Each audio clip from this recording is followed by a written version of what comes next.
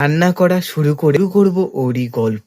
তখন বাজে 11:15। মা সকালের খাবার পটলের তরকারি, কচুরলতি, কুরকুরে আর ডিম। এবার ভাবছো তো সকালে এত কে খায়? হ্যাঁ, আমি খাই। বেলা 1:20 হইতেই মুখে গুজে নিই আপেল। আপেল খেয়ে পেট ভরতে না, মা তো বাড়ি নেই। মা বলে গেছিল আমাকে রান্না করতে। কে রান্না করবে? ভাত খেতে হবে। ভাত খাবো কি দিয়ে? তাই ভাবলাম আমারই রান্না করতে হবে। তো পাঁপড় ভাজতে হবে আর ডাল মা করে রেখেছিল, সে ডাল দিয়ে খেতে হবে।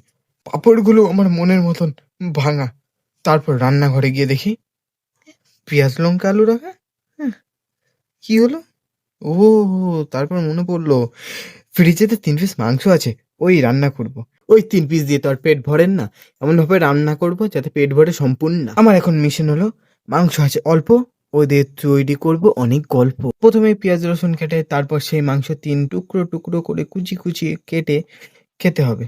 না, মানে রান্না করে খেতে হবে। আর এইটা যেমন মাংস রান্না করতে হবে তেমনই করতে হবে। এবার তোমরা যদি বলো এর রেসিপিটা চাই, তো আমাকে বললাম এরকম ভিডিও বানিয়ে দেবো। কড়াই মড়াই বসে তেল মেল দিয়ে গরম করে পেঁয়াজ মেয়াজ ভেজে টেজে একদম মানে যেভাবে মাংসটা রান্না হয় সেভাবে করলে একদম ঝাঁটা। তারপরে আমার রেডি মাংস আছে অল্প।